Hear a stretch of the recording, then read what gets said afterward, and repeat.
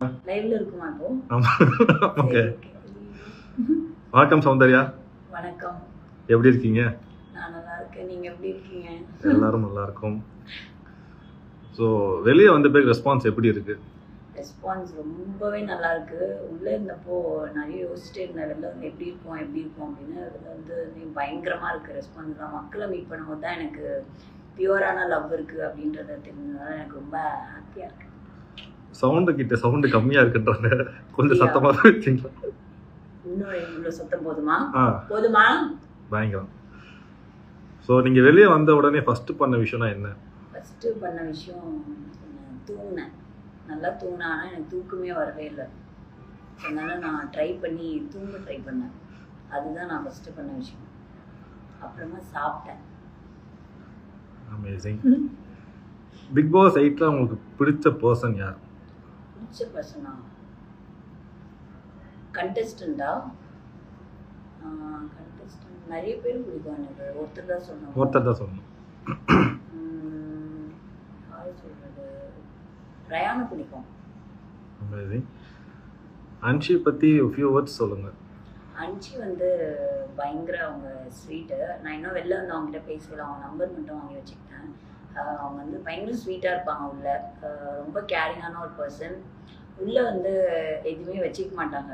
அவங்களுக்கு கோவம் வந்தால் கூட வெளில வந்து சொல்லிடுவாங்க, இதுதான் உன் மேலே வந்து எனக்கு இதான் கோவமாக இருந்துச்சு. அப்புறம் ஏதாவது தப்பு நடந்தால் அது வந்து டைரெக்டாக வந்து கேட்டுருவாங்க. யார் என்ன எதுன்னு பார்க்க மாட்டாங்க.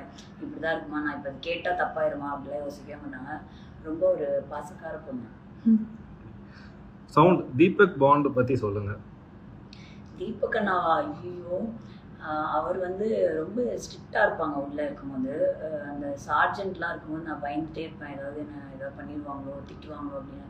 இப்போ கூட அவர்கிட்ட பேசுறதுக்கு ஒரு மாதிரியாக தான் இருக்கும். கொஞ்சம் பயந்து தான் பேசுவேன். ஏன்னா அவர் பேசுறதே அந்த டோன் இருக்கும்ல. ஸோ ஆனால் அவரோட நல்ல பாண்டிங்ஸ்லாம் இருந்தது. அந்த அந்த அவர் டச் பண்ணி ஒன்று பேசுறதுல அது தவிர எனக்கு எல்லாமே நல்லா பாண்டிங்காக தான் இருந்தது அவர் கூட உள்ளே இருக்கும்போது. ஸோ அவரோட நல்லா தான் இருந்துச்சு. ஸோ மக்கள்கிட்ட so much love from மக்கள்ஸ். Miss you sound, love you sound. Love you. What is the most missing thing in BB? Missing திங்கா? பிக் பாஸ் அவரோட வாய்ஸ். அவரும் மிஸ் பண்ணுவார்னு நினைக்கிறேன். ஆமாம், அவர் தனியாக இருப்பாருன்னு நினைக்கிறேன். இப்போ சோகமாக நாங்களாம் எல்லாமே. ஏன் தங்கமே ஹாப்பியாக இருங்க எப்போவும். ஃபர்ஸ்ட் மூவி அப்டேட் எப்போ சொல்ல போகிறீங்க? வெயிட்டிங். ஃபர்ஸ்ட் மூவியா? ஐயோ, இன்னும் எதுவும் பேசலைங்க. கண்டிப்பாக நான் எல்லாருக்கும் சீக்கிரமாக அப்டேட் பண்ணுறேன். சவுண்டா பேசுங்கப்பா. அப்படியா? கேட்கவே இல்லையா? இப்போ கேட்குதா? ஓகே. பிபியோட எக்ஸ்பீரியன்ஸ் பற்றி சொல்லுங்க. பிபியோட எக்ஸ்பீரியன்ஸ் எதை பற்றி சொல்லணும்? பொதுவாக பிபியோட பிபி உங்களோட ஜேர்னி வந்து ரொம்ப புதுசாக இருந்தது. ஏன்னா ஒரே இடத்துல இருக்குது ரொம்ப கஷ்டம். ஏன்னா நான் வீட்டிலே வந்து ஒரே இடத்துல இருக்க மாட்டேன். ஏதாவது ரொம்ப சோகமாக இருந்தேன்னா தான் வீட்டில் ஒரு நாள் ஃபுல்லாக உட்காந்துருப்பேன். ஸோ பிபி ஃபுல்லாக ஒரே இடத்துல இருக்கணும் போது அது ரொம்ப வந்து லைஃப்லேயே பெரிய கஷ்டமான விஷயம். நான் 100 நாள் இருந்ததே எனக்கு ரொம்ப பெரிய விஷயமா இருந்தது. ஏன்னா அவ்வளோ பேர் ஒரே அந்த 24 பீப்புளோட அங்கேயே இருக்கணும், எல்லாமே அவங்களோட வாழணும் போது அது வந்து நீங்கள் நிறைய கற்றுக்கலாம். ஆக்சுவலி அதுவும் நீங்கள் பண்ணலாம், நீங்கள் நிறைய திருத்திக்கலாம். ஏன்னா வெளியில் என்ன நடக்குதுன்னு தெரியாது, நீங்கள் என்ன பண்ணுறீங்கன்னு உங்களுக்கு தெரியாது, நீங்கள் யாருன்னே சம்டைம்ஸ் தெரியாது, இந்த இடத்துல இப்படி பண்ணுவீங்க. ஸோ எனக்கு தெரிஞ்சு லைஃப்பில் வந்து ஒரு என்ன சொல்லுவாங்க, ஒரு கற்றுக்கிற ஒரு விஷயமா நான் பார்க்குறேன் பிக் பாஸே. நிறைய பேர் வந்து இந்த ஒரு பேர் வேணும், அந்த மாதிரி லைக் இது பண்ணணும் அப்படின்ற மாதிரி வரும்போது நானும் அப்படிதான் வந்தேன். எனக்கு சௌந்தர்யானா யாரு அப்படின்னு சொல்லி மக்களுக்கு தெரியும் அப்படின்னு நான் ஆசைப்பட்டேன். ஸோ அப்படி நான் உள்ளே வரும்போது நான் என்னை பற்றி நான் நிறைய தெரிஞ்சுக்கிட்டேன். ஏன்னா நான் ஒரு பாயிண்ட் மேலே யோசிச்சிருந்தேன், மக்களுக்கு என்கிட்ட என்ன பிடிச்சிருந்தது.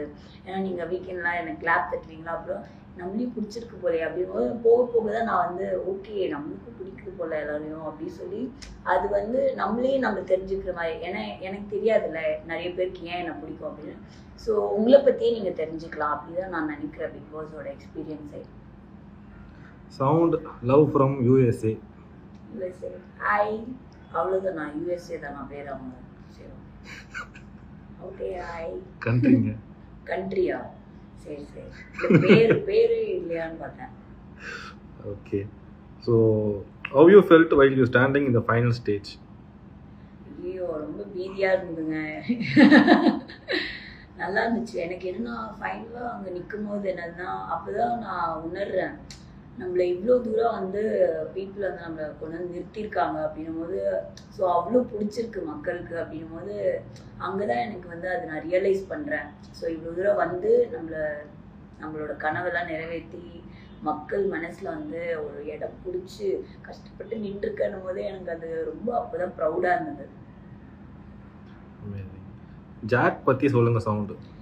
ஐயோ ஜாக்கா, இப்போ உள்ள இருக்கிறது என்ன சொல்லணும், வெளில வந்து நான் பேசணும், நான் ரயான் ஜாக்லாம் ஃபோனில் பேசணும். ஜாக் வந்து எப்படின்னா ரொம்ப துரு அப்போ வந்து சண்டை போடுவா. ஆனால் நாங்கள் எப்படின்னா நிறைய சண்டை போடுவோம், ஆனால் வந்து சேர்ந்துருவோம். அது என்னன்னு தெரியல, ஜாக் வந்து எனக்கு கோவம் வரும், இல்லை அவள் பண்ணுறதுலாம் பண்ணேன், ஏன் இப்படி பண்ணுறா அவள் அப்படி இப்படின்னு. பட் சில இடத்துல நாங்கள் 2 பேரும் ஜோவியெல்லாம் சிரிச்சு பேசிக்கிட்டு இருப்போம்ல, ஸோ அப்போல்லாம் வந்து எனக்கு அவளை ரொம்ப பிடிக்கும். அவள் கோவப்பட மட்டும் எனக்கு அவளை பிடிக்காது, ஆனால் ஜாக் பிடிக்கும். ஸோ அதிகமாக ட்ரெண்ட் ஆனது பார்த்தீங்கன்னா லாஸ்ட்டில் அந்த மணி பாக்ஸ் எடுக்க ஓடும் போது பாதியிலே ஓடிட்டேன்ல ரிட்டர்ன் பண்ணிட்டீங்க, எதனால்? இல்லைங்க, ஆக்சுவலி என்னென்னா உள்ளே ஃபுல்லாக என்னை வந்து ரொம்ப தூண்டி விட்டுட்டே இருந்தாங்க. டாஸ்கில் ஜெயிக்கல இவங்க, கேம்லையும் ஜெயிக்கல அப்படின்னும் போது ஒரு பாயிண்ட்டுக்கு மேலே இவங்களை ஏதாவது ப்ரூவ் பண்ணுவோம், நானும் ரிஸ்க் எடுக்கிறேன் அப்படின்னு சொல்லிட்டு பவித்ரா அவங்க ஓடுறதுக்கு முன்னாடியே எனக்கு ரிஸ்க் எடுக்க போகிறேன் நானும் அப்படின்னு சொல்லி ரொம்ப கான்ஃபிடென்ட்டாக நின்றுட்டேன், தைரியம் வந்துட்டு. அப்புறமா என்ன ஆயிடுச்சு, ரைட்டாக எடுக்கிற பாருங்க, ஓடும்போது தூரமாக இருந்ததுங்க அந்த பெட்டி. ரைட் எடுத்துட்டு ஐயோ எங்கடா பெட்டி, எனக்கு பெட்டியே வேணாம் அப்படின்னு சொல்லி திரும்பி ஓடி வந்துட்டேன். நல்ல வேலை கொஞ்சம் தூரம் நான் இன்னும் போய் ஓடி வந்திருந்தா கூட உள்ளே வந்திருக்க மாட்டேன் போல. அங்கேயே ஏதோ ஒரு டேர்ன் எடுத்ததுனால ஆண்டவன் புண்ணியத்தில் நான் தப்பிச்சேன். உங்களுக்கு ஃபர்ஸ்ட் ஃப்ரெண்டான ஜெஃப்ரியை பிடிக்குமா இல்லை லேட்டாக ஃப்ரெண்டான ரயானை பிடிக்குமா? ஜெஃப்ரி தான் ஃபர்ஸ்ட் ஃப்ரெண்டானா, ஆனால் ரயான் தான் வந்து எனக்கு பிடிக்கும். ஏன்னா அவனோட இருக்கிற பாண்டிங் வந்து எனக்கு ஜென்யூனாக இருந்தது. ஜெஃப்ரியும் எனக்கு பிடிக்கும், அவன் வந்து கொஞ்சம் திமிரா இருப்பான், அதனால எனக்கு கொஞ்சம் பிடிக்காது. ஆனால் ஜெஃப்ரியும் எனக்கு பிடிக்கும்னா ரொம்ப பிடிச்சது வந்து ரயான். உங்களோட ஃபேவரட் மூமெண்ட் இன் பிபி ஹவுஸ்? ஃபேவரட் மூமெண்ட் நிறைய இருக்கே, நிறைய பேருக்கு தான் தெரியும் ஃபேவரட் மூமெண்ட், எனக்கே தெரியாது ஃபேவரட் மூமெண்ட். ஆனால் எல்லாமே பிடிக்கும். பிக் பாஸ் போடுற கவுண்டர் சில டைம்லாம் சாரி மச்சா அப்படிலாம் வந்து கேட்டார், அதெல்லாம் வந்து க்யூட்டாக இருந்தது. அப்போ எனக்கு புரியவே இல்லை எதுக்கு இவர் சாரி மச்சான்னு கேட்டார் அப்படின்னு. இயரிங்ஸ் அப்போ தான் ஏதோ விழுந்துச்சு சொல்லி பண்ணார். அதெல்லாம் அவர் போடுற கவுண்டர்ஸ் தான் எனக்கு ரொம்ப பிடிக்கும். ஐ மீன் என்கிட்ட மட்டும் இல்லை, நிறைய பேர்கிட்ட கவுண்டர்ஸ் போடுவார், அப்போல்லாம் அதை நான் ரசிப்பேன். அதுதான் ஃபேவரட் மூமெண்ட்ஸ். அந்த டைலாக் சொல்லுவீங்கன்னு நினைக்கிறேன், புல்சே ஆம்லேட். புல்சே ஆம்லேட்டா? ஆம்லேட் அது என்னங்க டைலாகு? உங்களுக்கு உண்மையாலேயே புல்சே ஆம்லேட் தெரியுமா தெரியாதா? ஏங்க எனக்கு தெரியாதுங்க புல்சே ஆம்லேட்லாம். என்கிட்ட தாங்க வந்து கேட்குறாங்க, வேணுன்னு எனக்கு தெரியாதுன்னு நினச்சி கேட்குறாங்கன்னு நினைக்கிறேன். உங்களுக்கு பிடிச்ச டாஸ்க்னா எந்த டாஸ்க்கை சொல்லுவீங்க? டாஸ்க்கு பிடிக்காத டாஸ்கா? எந்த டாஸ்க் பிடிச்ச டாஸ்க்? உங்களுக்கு பிடிச்ச டாஸ்க்னா எந்த டாஸ்க் சொல்லுவீங்க? ஐ திங்க் அந்த பவுலிங் டாஸ்க் நினைக்கிறேன், இப்படி ஊற்றி விட்டேனே, ஏன்னா அதுதான் நான் வின்னானு, அதனால எனக்கு அந்த டாஸ்க் பிடிக்கும். உங்களை எவ்வளோ பேர் லவ் பண்ணுறோம், அன்பு வச்சிருக்கோம், அதுக்கு உங்களோட ரியாக்ஷன் என்ன? என்ன கொடுக்குறது ரியாக்ஷனு? ரொம்ப தேங்க்ஸ்.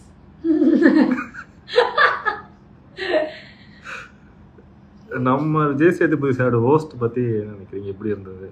ஐயோ எனக்கு தெரிஞ்சு எங்கள் கண்டஸ்டன்ஸ் எல்லாருமே அவர் தான் காப்பாற்றினார்னு நினைக்கிறேன்.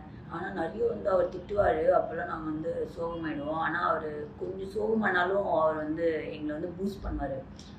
பயங்கர ஒரு இன்ஸ்பைரிங்கான ஒரு பர்சன். அவர் பேசும்போதெல்லாம் ஒரு வாரம் வருவாரா, அப்போ அடி அவர் மட்டும் வரலன்னு வச்சுக்கோங்க, வாரம் எங்களுக்கு வந்து மோட்டிவேட்டடாகவே இருக்காது.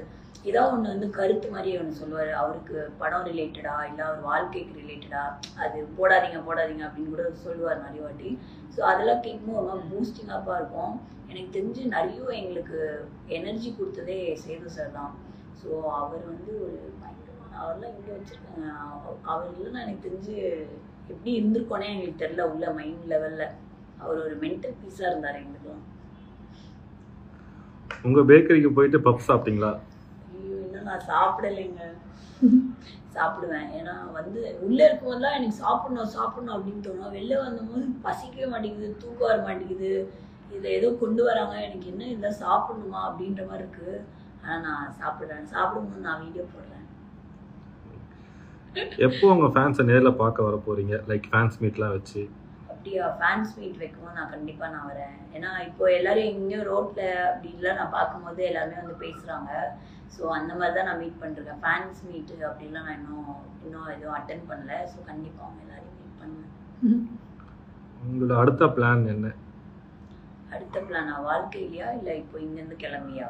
வாழ்க்கையில் அடுத்த பிளான் அடுத்தது படம் பண்ணணும். அதுதான் இப்போதைக்கு பிளான். மக்களுக்கு என்ன சொல்ல விரும்புறீங்க? மக்களுக்கு வந்து கண்டிப்பாக என்னோட நிறைய லவ் அவங்களுக்கு. ஏன்னா என்னை வந்து வாரம் என்னை சேவ் பண்ணி கடைசியில் அது நிறைய விஷயமா போய் நிறைய பேர் வந்து என்னை இப்படின்லாம் சொல்லி என்னை நீங்கள் தான் வந்து எல்லா இடத்துலையும் வந்து எனக்காக நின்றுருக்கீங்க. யார் என்ன சொன்னாலும் பரவாயில்ல. ஏன்னா நான் வீட்டுக்கு வரப்போ என்னோட மெய்டு வந்தாங்க, அக்கா. அவங்க கூட ஏதோ ஸ்டோரிலாம் போட்டாங்களா எனக்காக வாட்ஸ்அப்பில். அவங்களுக்கு கூட மெசேஜ் பண்ணியிருக்காங்களா, நீங்கள் சௌந்தர்யாவோட பிஆரா அப்படின்னு. ஸோ அந்த லெவலுக்கு யார் எனக்கு ஸ்டோரி போட்டு யார் எனக்கு ஜென்யூனாக லவ் கொடுத்தாலும் நீங்கள் அவங்க பிஆரா அப்படின்னு கேட்டு அந்த அளவுக்கு நீங்கள்லாம் பாதிக்கப்பட்டிருக்கீங்க. கடைசியில் அந்த ஓல்ட் டார்கெட்டும் என் மேலே வந்ததுனால உங்களோட மனசு எனக்கு புரியுது. நீங்களாம் என்னால் எவ்வளோ வந்து அனுபவிச்சிருக்கீங்க அப்படின்னு. ஸோ அதுக்காக நான் வந்து மன்னிப்பு நான் கேட்டுக்கிறேன். பட் இருந்தாலும் எனக்கு வந்து நான் நிறைய தேங்க்ஸ் தான் நான் சொல்லுவேன். ஏன்னா என்னை இவ்வளோ தூரம் வந்து என்னோடய கனவெல்லாம் நிறைவேற்றி ஒரு ஸ்டேஜுக்கு நீங்கள் கொண்டு வந்திருக்கீங்க. அதுக்கே நான் வந்து பயங்கர தேங்க்ஸ் சொல்லணும். எனக்கு தெரிஞ்சு இவ்வளோ சொன்னால் கூட பத்தாது. நான் கண்டிப்பாக எல்லோரும் முடிஞ்ச அளவுக்கு நேரில் மீட் பண்ண முடிஞ்சால் மீட் பண்ணுறேன். இல்லைன்னா என்னோட இன்ஸ்டாகிராமில் வந்து நான் வீடியோ போடுறேன். தேங்க்யூ. Thank you.